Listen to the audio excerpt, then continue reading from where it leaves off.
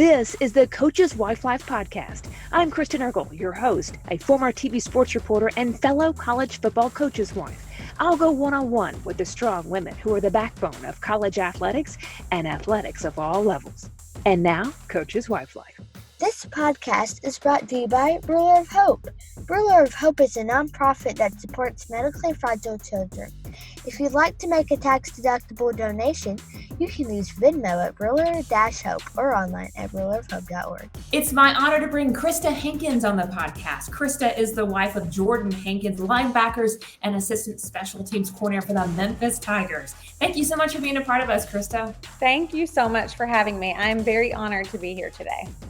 And if you're listening right now to Spotify or iTunes or wherever you get your podcast, we are actually on video. I've launched a YouTube channel, so you can search for that for Coach's Wife Life, and you can watch the video portion of this, which is the first year we've done this.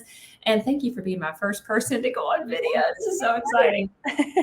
All right, so there's so much to get into here. Christa has a fun personal life you get to hear about. So let's start with, it's stats, because it's my favorite part of it. So you're starting your second season with the Memphis Tigers, 16 overall, being a coach's wife. Now you spent the holidays in Hawaii at the Easy Post Hawaii Bowl, capturing the Tigers' 8th straight bowl appearance. And then prior to that, you had stops at Marshall, reaching the Conference USA Championship game, and at UT Martin for a very long time, helping over 20 players reach all conference nods. When you hear all that, when someone talks about your life like that for the past 16 years, what jumps out to your head as to why Jordon and your family is getting guys to perform at such a high level? Well, I really think, first of all, Jordon is an amazing teacher, and he studies the game so much, and he has studied it so much, and he really loves it, and he wants his guys to do well, and he is completely all in for them, and he is on the phone with them all the time. They come to our house. He is meeting with them constantly, and I think they get that he truly cares about them, and he wants them to do well, and he does whatever it takes for them to do well, and they respond to that. And I've seen that everywhere we've been. We haven't been to a ton of places, but each of the schools we've been at, he has formed that relationship with his guys very early on, and they work hard for him. And I think it really is a testament to the kind of teacher he is and how much he invests in his players. And we saw that firsthand. Joshua, my husband, was on staff with you all. We were both there at Memphis last fall and just really enjoyed getting to know you and your precious family. So I know some of the answers to these questions, but I am going to ask them like I don't know. So where did you grow up, and did you ever see this life as a coach's wife? Well, okay, so I grew up in Hohenwald, Tennessee, which is a very small town in Middle Tennessee.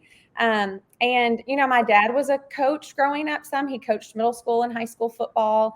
But it was not nearly like what we experience as college coaches' wives. But I kind of grew up with that a little bit, but I really never imagined myself leaving and going to other places to live, other states. I'm being from a small town. A lot of times people stay there and they don't go anywhere else. And, I just really never thought about what my future would look like, but I definitely don't think I would have envisioned it to be so, moving around and not being settled, I guess. Exactly. But it's been so much fun. And, we just look at it as an adventure and are enjoying every second. Now, you are a student athlete. You played softball, right? So walk me through that. You end up at UT Martin, right? Yes. So actually, Jordon and I are from the same hometown. So he is 3 years older than me. So he was a senior when I was a freshman, and we didn't date or anything then. And so when I went to play softball at UT Martin, he was playing football there. And so we kind of met when I went on my visit, my official visit. Even though we already knew each other. And then when he came home not long after that, we started dating my senior year of high school. So then we dated all through college. And since I was 17, we've been together. Oh, my goodness. No, I didn't know that. I didn't know they've been that long. And now when you think about your children getting close to 17 years old, you're like, oh my goodness. Yeah. I feel so young now. You felt all grown up then, didn't you? Yes, but now I'm like, my kids at 17, I can't imagine them meeting their partner for the rest of their life at that point. It's crazy to think about. I know. I got married at 21, and Courtney's like, so wait, Mom, how old were you when you got married? I was like, Just hang on. I know. I was finished with college. That's good. Or one more semester to graduate.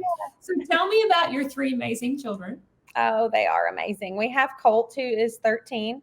He's in 7th grade, and he plays all the sports. He plays middle school basketball, middle school baseball, and also football. Did I say football? Basketball, baseball, football. He does all of those, and he's also on a travel baseball team. So sports are his life, and that consumes all of our lives. And then we have Case, who's 10 in the 4th grade. And actually, he's going to be in my class this year at school, which is going to be interesting. And so he also plays football and baseball. And so between those 2 boys and their sports, we are very rarely home. But it's fun, and I know we'll miss it one day, but it is very busy right now. And then we have Jolie, our baby girl, who is 5, and she's starting kindergarten. Her first full week will be starting tomorrow. And she'll be at school with me too, which I'm super excited about. And she is just such a blessing, and having that baby girl is amazing. So we're enjoying it. She is absolutely beautiful and so precious. Your boys are amazing. Now, you are a teacher. You alluded to that. You're at their school, or 2 out of 3. Right. Yes. Yep. How many years have you been teaching? This will be 17 years. Only 2 at this school. This will be my 2nd year there. But yes, overall 17. So it's been, it's great. I love it. It's a great schedule as a mom. It's very busy, but I do love being a teacher and love being where they are, and we have the same schedule. And so that definitely helps with the working full time to keep their same schedule. But not easy, though. I mean, there's a lot on a teacher's plate. Don't make it sound easy. At least listeners are like, come on now, this is hard. But that's a full life. So we're talking about being a teacher, which is a lot of expectation. You're very accomplished in CrossFit. So I want to hear a little bit about this. Boys, like you mentioned, play travel sports. How do you juggle all of this? Lots of prayers of helping me make sure I get everything done in a day and that I know what I'm doing. My planner is my best friend. So I constantly keep a planner, and I'm a paper pencil kind of person. I like to have that paper planner with me everywhere I go. And I just have to work out early in the morning. I get up while they're still asleep and go to the gym. And then I come home and get ready for work and get them up and ready. And then we hit the ground running and don't stop until we go to bed. So recently I saw a picture of you and you accomplished something for charity. What else? What did you just do? It was a deadlifts for charity competition. So basically you had to deadlift your body weight as many times as possible in 2 minutes. And then their winner of however many reps, if you got the most reps in the 2 minutes, you won. So I tied with someone else. And so then in order to break the tie, we had to do 20 burpees over the bar over burpees, and just go as fast as we could to try to win. So I won that competition. So that was fun. And the kids were there, and Jordon was there, which was awesome because we don't get to do things like that together. So for them to get to come and watch and see that was really fun. Wow. Now, what does a home game look like for you? What time do you like to get to the stadium? I did experience some of this with you last year, but it's not fair to everybody else to skim over some of these details. So the hard thing right now with this stage of life is that the kids do play sports. And so sometimes, sadly, a home game may be coming in after the game starts. And, if we even make it, we did get to make all of them, I think, last year. But on a normal game day, if we don't have games of our own to go to first, I love to tailgate. That was so much fun last year with you and everybody else, getting there early and watching them walk through the stadium in their suits and doing all of those things. We really enjoyed that last year. And so we did get to experience that more than we have in the past. Their schedules just kind of worked out last year, but we like to get there early, and experience it all and take it all in. And we really enjoy game day. And do you travel much on the road? You probably have a lot with the kids. Do you get to go to many away games? Not really. And I do hate that. But we do watch them on TV, and it's a very serious occasion when we watch games at home. Nobody's coming over. Don't ask me to do anything, but we definitely watch them. If we can't be there, we are definitely going to be watching and recording too, and making sure that we don't miss out on it, because the boys like to talk football with their dad, so. Oh, sure. I'm glad you said that really openly, because it's true. I honestly, when it's an away game, I almost like it just to be me and my kids, because I enjoy watching so many of the details. It's hard Yeah. sometimes with a room full of people and you're hosting and trying to get food in there. I mean, you sound like the same way. It's serious. You're watching this thing. Right. I mean, and that's the thing that especially as you get to a bigger stage when your husband is coaching at bigger schools, and I really realized this last year majorly. And it's like, people are fans of the game, and I think that's great. And we have friends who are diehard fans. But at the end of the day, it does not affect their livelihood and their life, and I had that conversation last year with some friends, because it's kind of like, it's awesome when you're a fan and that you love it. But when the comments are critical and hurtful or whatever, at the end of the day, that's our livelihood. Like, that affects our life. And for them, it doesn't. It might make them in a bad mood if there's a loss. But as you know, for us, it's a lot more than just my feelings are hurt that we lost, So that's another reason I like to watch it by myself, because I don't like to hear other people's opinions other than maybe the commentators. I know, it can be tough. I'm going to pause real quick and I'm going to check on some audio real quick. Yeah, go ahead. Oh, my audio was not in the Yeti, but I'm sure it'll be fine for a little bit. It's the first part. Okay. And then let's see. I'll make sure I cut it right here. So do you guys have any fun traditions after a win? We love to grill out, and it doesn't matter what time it is. We'll stop. Are you serious? Yeah, Jordon he loves to grill. So he doesn't get to that often, especially during season. And he does all the time when we're not in season, but we will come home and turn on the fire pit and grill burgers and turn on music and just hang out till who knows when. That's our normal after a win. Yeah. That's awesome. I love it. Okay. So, this is probably my favorite question, but it's the hardest question to answer because it's what you walk through and it's part of our lives. And, no one's road is easy, and everybody has things that they've had to overcome. And if they haven't had any challenge in their life, there will be something that they have to walk through. So what would you say would be the toughest adversity that you have faced or you both have faced? And what did you rely on to get through those moments? Well, honestly, for me personally, the biggest thing that I have had to face and overcome is losing my mom when I was 24. Jordon and I had only been married for right at a year when she passed away. And so, that was so hard, and something that we, and she passed away during the fall. So it was during football season. And so that was a very difficult time. We had just been married, like I said, about a year. We didn't have any kids yet.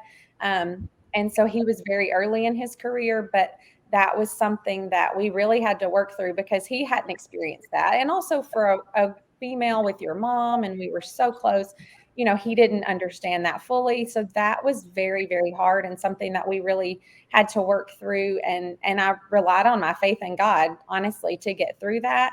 And I actually wound up getting baptized very soon after that. Even though I had gone to church my entire life, I really didn't feel like I was where I needed to be. And that really brought me closer to him, and it brought Jordon and me closer. And it's something that, the anniversary, the 14-year anniversary of her passing was just this last week. And that's still something that we every year, kind of go through, and I get emotional. And, he actually got to be home early that day this year, and we were able to spend that evening together. I say early, it was maybe 7:00, but that was still early. That's early to us, Yeah. But when we do go through difficult things like that as a family, we definitely rely on our faith in God. And that is the only thing I feel like that can get us through things like that, and so that's majorly important to us.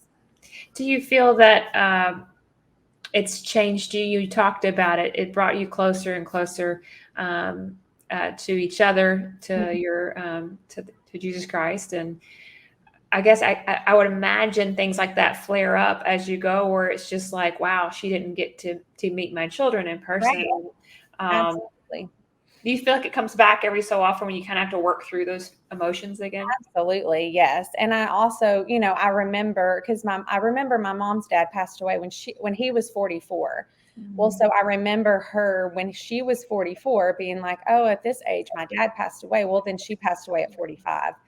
And so as I get closer to that, I feel like that's something I have to constantly pray about, because it is something that comes up like, oh my goodness, like if I die when I'm 45, that's only 7 years from now, and my kids will be this, it's like, it is hard. And it's something that I could even get emotional now thinking about it and talking about it, but it just changes your outlook on life, and I tell Jordon that because he is I call him Dave Ramsey Jr. because he is very much into a budget and staying on budget and making sure that our kids are taken care of and we have savings, which I appreciate, of course. But there are times that I say to him, and he knows I go there, when it's something big that I feel like we should do or something that we shouldn't, be as concerned as he is about. And I say, if we were to die when we were 45 years old or when we are 45, this one thing is not going to be something that I want to regret that we didn't do, or that we, could have done, but we chose not to because of money, even though we can do it, so he knows that is where I often am when it comes to things like vacations or doing stuff with our kids. I want to experience all of it. And I don't want to worry about, retirement, because we might not make it to retirement. So that is something that we talk about pretty often. And that's really a major reason why I have that perspective, I think. It's a unique perspective. It's a tough one, but it does allow you to cherish those moments that you have with your children when they're young, especially. Yes. So going into year 16, what's one thing that you are glad you made a priority in your life? Well, can I say two things? Sure, yes, go ahead. Okay. One is our faith. I feel like that is something that has helped us get to this point. I really, truly feel like, marriage is hard no matter what, but being married to a coach, as you and many listeners who are coaches' wives know, that is not easy, and it requires sacrifice, and it requires, you to kind of humble yourself into that role of knowing that when football season starts, it's all on me, and I'm not going to make him feel guilty about that, because that's how he's providing for our family. And so I do think that my faith and our family's faith has played a huge role in us making it to year 16 of him coaching and us being married for this long. And, I think that's been a huge part, if not the main reason why we have made it to this point. But also I'm super proud of making exercise and that a priority for me, because I do think that helps me be a better wife and mom and teacher and sister, friend, daughter, all of the things. That has helped me stay. I feel like it just kind of brings that pressure off. When I work out, I get to release that for that 1 hour of the day. And then it really does help. So, did you start exercising I guess after you became an athlete, did you ever stop, or has this always been something that's been a part of your life? It really always has been. And I really take it back to my parents, because my mom, we did all the jazzercise and we did the Jane Fonda videos. And I remember vividly her doing those things. And my dad was a runner. He ran every single day. And I think that instilled that in me as a child. And then as I grew up being an athlete, I really just have never stopped. And I want that for my kids too, because they see me going to the gym and that's a priority. And when Jordon, we'll go for walks or he'll go run. And so I want that for my kids too, because I do think that's very important. What's one thing that you think that you might have done that's maybe contributed to the success that he is having there on the field at Memphis? I guess honestly, just supporting him and not giving him any kind of feelings of animosity that he's not home. I want him to be able to give everything he can to his players and to his job and to the time that he has with them. And, I feel like that has been one reason why there are lots of reasons why he's done well, but I do think the support he gets at home, or I like to think, helps, because he knows that when he comes home, I'm not going to give him a hard time or be like, tag, you're it, I'm out now. You've not been home, so you've got to take care of everything. We don't have that kind of relationship. And I hope that he feels that I'm supporting him and we know what needs to happen for him to do well. And he doesn't need added stress at home to make his job that's extremely stressful and lots of pressure on him even worse. So when those feelings do creep in, though, when you're like, okay, I am battling I do a full-time job too, and I'm getting this one to practice, and this one has to go to the doctor. And what do you do when your mind goes there for a second and you're like, I'm doing it all? Well, I pray for sure. I have a mantra. My mantra is quiet, gentle spirit. When I'm feeling that I'm, maybe that I could blow up or that I could really get upset and have words and say things that I will regret later. I do say that to myself. That's kind of my mantra in my mind. And I pray and just try to put myself in his position, because at the end of the day, he has a lot of pressure on him. And so I really try to keep that perspective and not add more to him. But I mean, there are definitely times, please don't think that I mean that it's perfect and that I probably never make him feel that way, because I'm sure that I do. But like yesterday, I was trying to do all the things, and I had to get one to practice, and I had to get another to practice. Then I had a parent meeting. Then I had to go get Jolie because she was with my in-laws because she couldn't go to school all week after her first kindergarten day. And then we had, a birthday party, and then we were going to try to meet Jordan for dinner. So I was like, I'm going to mow the yard really fast. Oh my gosh, you mow the yard? I do mow the yard. And so, but I was in such a hurry to try to. We don't need this story out because we don't need to let my husband know that you mow the yard too. Okay, sorry. Well, I put gas in the oil can in the mower. So now that we don't have a mower, now the mower's broken and it doesn't work anymore. So, but he realized that I was really trying to help. So he really did not give me a hard time. And I really appreciated that. But it is a lot. And as coaches' wives, we kind of have to take on all of that stuff, so. Wow. You're Superwoman for sure. Well, I don't know about that, but. Okay. So when you moved to a new town, you moved to Memphis a couple of years ago, you were at Marshall, and before that you had some time in Martin, Tennessee, but Memphis is a whole new place for you. Obviously you don't have your family in town, and there's no support system right away. So what ways did you find effective in getting plugged in and finding your people?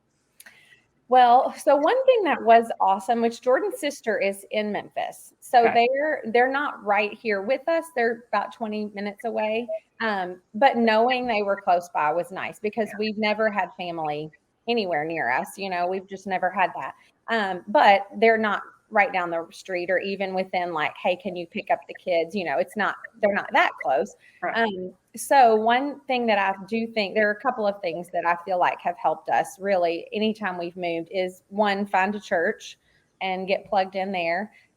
Also find a gym. That has been where we've gone. Those are two things that I feel like have really helped. And then also with the kids playing sports, it's kind of an automatic in, with people, because there are sports teams that they can play on, and then we meet people that way. So those have been the three. I mean, I feel like when we moved here, it was just like, it hasn't been terrible, or as far as like getting plugged in and finding friends and getting settled for any of us. And I really think that was a big part of it. Those three things helped a lot. Something that I think every coach and wife go through is, comparison game, right? Mm-hmm. We see someone's career explode, yes, or we both go after the same job, mm-hmm, and you're like, man, they gave it to them, right? Yeah. And you're like, oh, right. And then you're there trying to encourage your husband. So without naming a school, has there ever been a position you thought you might get and it didn't come through? What did you say to your husband to keep him encouraged? Absolutely. We have experienced that. And I feel like that is, that's just part of this profession, and it's very hard, and it's, doesn't sometimes how hard you work and how successful you are, doesn't always get you those jobs, that you feel like you want or deserve or whatever. And so that is extremely hard. One of the things that I feel like I have to encourage him with every time something like that happens is knowing that everywhere we've been, there has definitely been a plan and there has been a reason for it. And we've never been anywhere that I just felt like, why are we here? This is not where we're supposed to be. And I do feel like that it's because God has led us where we're supposed to be. And if something doesn't work out, I try to just remind him that there's a reason for that. And it may be that, there could be a lot of different reasons, but I just try to remind him that everywhere we've been, there's been a reason for it and a purpose behind it. And if this one doesn't work out, then that's not where we're supposed to be. And we have kids to take into account, and maybe it's not going to be the right fit for them, or, whatever it is. That's kind of my go-to of encouragement for him, because I truly believe that. I really feel that that is true.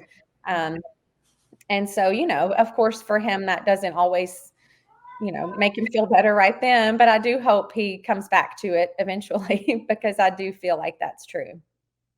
I'm pausing for a second because I don't know if you hear Landry or not. She's so loud. Oh. You hear her? I didn't know if it was mine or yours. So I was like, I'm trying to keep her. Courtney's trying so hard to keep her quiet. I can tell. She keeps pulling her away from the door, and Landry's like, Mama. Okay. All right, we'll go back. I'm going to pause. Okay. Yeah. Just stop right there. That's fine. Okay. I think she's quieted back down. Yeah, I don't hear. You're rocking this thing, by the way. Oh, thanks. You're amazing. Okay. Thanks. All right, in 3, 2. So a big part of college football is recruiting. Do you like that aspect? Do you get into it at all? Do you track it?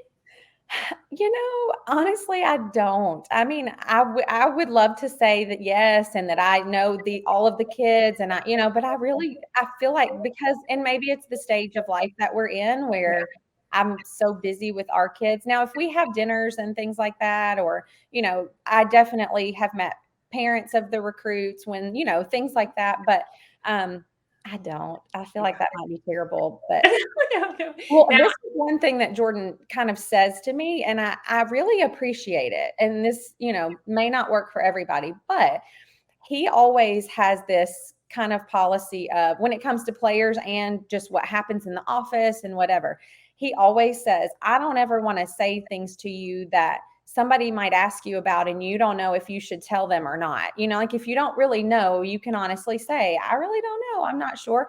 And I kind of appreciate that, because I feel like it makes me feel like I really don't know. And so if people ask me questions that, there could be an answer that might not be favorable, or maybe I shouldn't say, I really do appreciate that. He'll talk to me about things, of course, but he's not one to tell me things that, gossip or what. He's just not like that at all. And sometimes to the point where I'm like, just let me say this about this person. I just want you to. And he's like, no, I don't want to hear that. You shouldn't be saying that. And he's so good about that. And I really admire that about him. That's awesome. That's good. Keeping each other accountable. I Yes, like it. Now, as a former student athlete at UT Martin, playing softball in college, do you think it helped you in the perspective you have to the student athletes, or to how much time he has to spend away?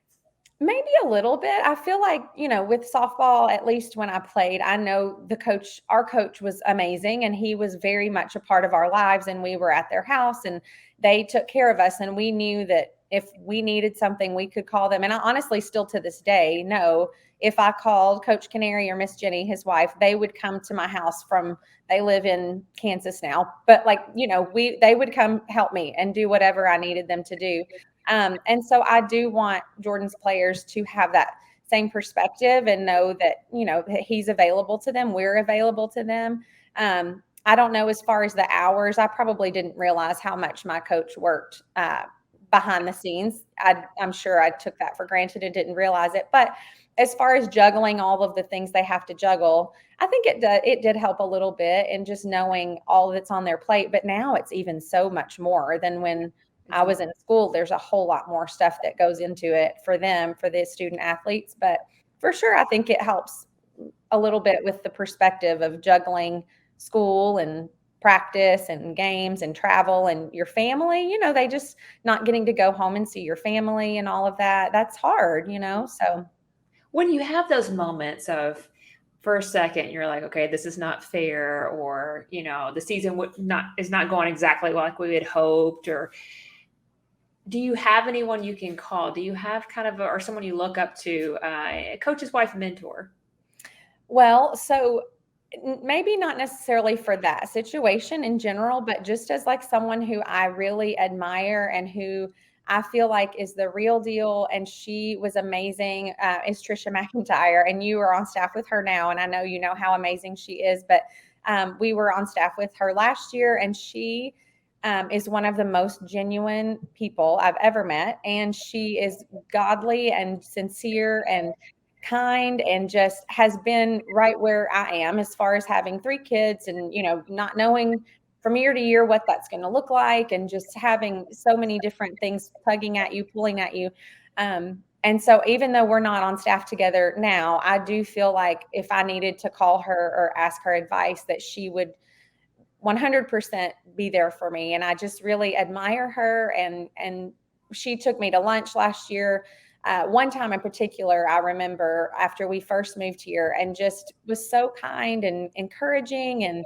And she was just wonderful. And I really hope that I can be that to other wives, along this journey, and be there for them like she was for me, and just encouraging. And she's wonderful. And we share the same mentor. She's absolutely incredible. Just blown away by her wisdom, but her also just the way she's so approachable. Yes. And walks you through something without any judgment whatsoever. Yes. It's just, she's dynamic. So I think I texted her the other day. I still can't believe I get to be on your staff. I know, for a few years from that, and it's just so precious. But so you talked about wanting your players to feel what you felt as a student athlete. So what does that look like in your home? You guys are having them over to eat, or how do you build connection? We do have them over. I try on their birthdays, send them something, to the office, and we don't get over there that much because it's about 30 minutes from our house to the office. So we don't get to go over there as much as I wish we could with the kids' schedules and all. But I definitely want on their birthday to know that we're thinking about them, and know that they're always welcome at our house. Thanksgiving, they're here. Christmas or whatever, if they're not able to go home, we have them over, and they can come swim in the pool and whatever. So I want them to know that this is available to them, and that, and so even if it's not all the time, just knowing that we're here if they need something is important. All right. What do you and Coach Hankins do to stay connected during the season? Do you ever have a date night, or do you guys watch a show?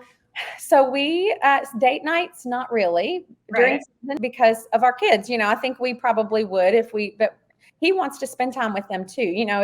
He would not want to come home after working all the hours he does, and then the 2 of us leave. And, he wants to be with the kids, and I want that for all of us to be together. So, but we grill when he's home. Like Monday night, he'll be home. I think he said maybe 7-ish. So that's the plan, is to grill and to be home together. He loves to watch TV shows together. We really don't get to do that often, but in the summer we do more so. But he does like to sit down and watch TV shows, and we like to go for walks, or just really early morning is kind of our time when we try to just have a cup of coffee together or sit and talk. Right now it's a little hectic. His schedule right at the moment doesn't really allow for that either, because he's leaving very early, but we fit it in when we can, and he already texted me today, and he's like, I'll be home around 9. Let's plan to sit for a few minutes and talk before we go to bed, so we kind of try to make little, even if it's 5 minutes, we're passing each other a lot right now, but 5 minutes is better than no time. So we just try to take the time when we get it. Do you ever get any downtime? No. No, maybe a little. I mean, I don't watch TVs. I feel like that's one of the ways that I try to fit everything in, is like sitting down and watching TV is just not happening for me at this point in my life, and that's okay. I'm good with that. And so basically I just kind of know when I get up in the morning, I'm pretty much not going to sit and like do nothing until I go to bed. And that's just kind of, but we're early to bed people. So, I try to go to bed and by 9:30, 10 at the latest, which I know to some people sounds so early, but it helps me be able to do all the things in a day if I can go to bed. Sure. And then what time are you getting up and into the gym? I get up at 5 and go to the gym. Yeah.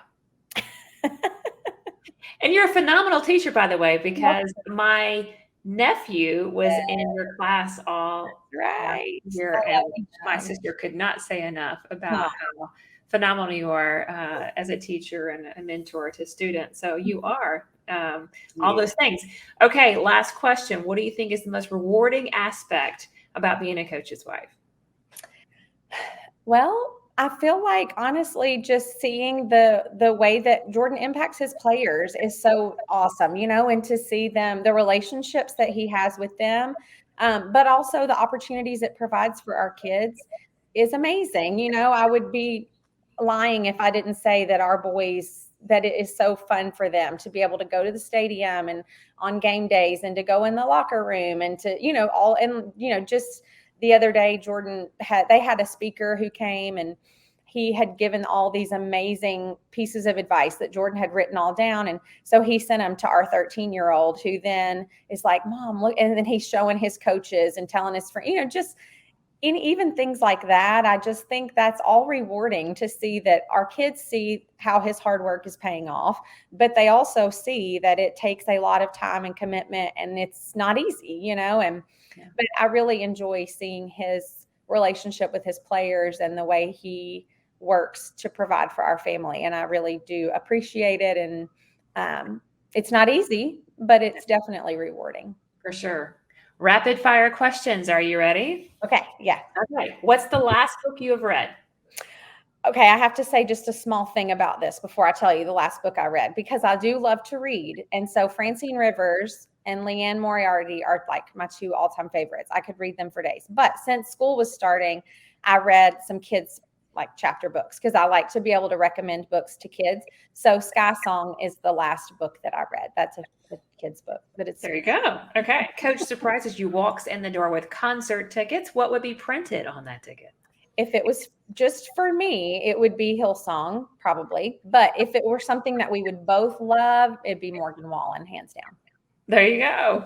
Landry's favorite, Hillsong. Okay. If you could have dinner with someone other than a family member, current or from history, who would that be? Okay. Well, I could say lots of people, but this might seem like a silly answer, but I have a reason for it. And it would be Dolly Parton. Dolly Parton. I want to hear the reason. I like it. Well, because she is just so fun. And she has managed to have so much success, but stay humble and fun and doesn't take herself too seriously. And she has been married for all these years. And, and she's a Tennessee girl, so Yeah. I don't know. I just think she would be very much fun to have dinner with and talk for hours with. That is a good answer. I have not gotten that one, and I like it. And everybody in the state of Tennessee gets a book for a few years based on her Imagination Library, which and they've actually taken that to other states. Like I know when we were in West Virginia, they were doing that there too. So if you sign up, it's called Books from Birth. And you can get a book every month from the time you're born until you're 5 with her Imagination Library. She's awesome. Yeah. You get a night alone. What show would you binge watch? This is, I guess we're thinking 5 years into the future, maybe your life. Honestly, I love Hallmark movies. So but I love them. I know they're cheesy. I know they're predictable, but I just like things like that because our life is stressful. So I like things that are just I don't have to stress over. And so that's what I would watch. I'd watch a bunch of Hallmark movies. What's your go-to meal to cook? Something easy that will last several nights. So baked spaghetti is something that we often eat because I can make it like on a Sunday and then I can cook it later and it lasts us several nights. So meals like that are go-to. That's a good one. What sport can you beat Coach Hankins in? CrossFit. I can't beat him in many sport. He's very athletic, but I think I could beat him in CrossFit stuff. What's one thing non-tech you can't live without? Coffee. You're my girl. I just love it. I can't help it. If you had a superpower, what would that be? Being multiple places at one time. For sure. You need that, definitely. Thank you so much for doing this and being our very first video guest. Thank you so much. No problem. I have loved it. It's been great. All right. Best of luck for this season. Thank you. You too. This podcast is brought to you by Ruler of Hope. Ruler of Hope is a nonprofit that supports medically fragile children. If you'd like to make a tax-deductible donation, you can use Venmo at Ruler-Hope or online at rulerofhope.org. For a replay of this episode or previous episodes, visit coacheswifelife.org and follow us on social media at Coaches Wife Life.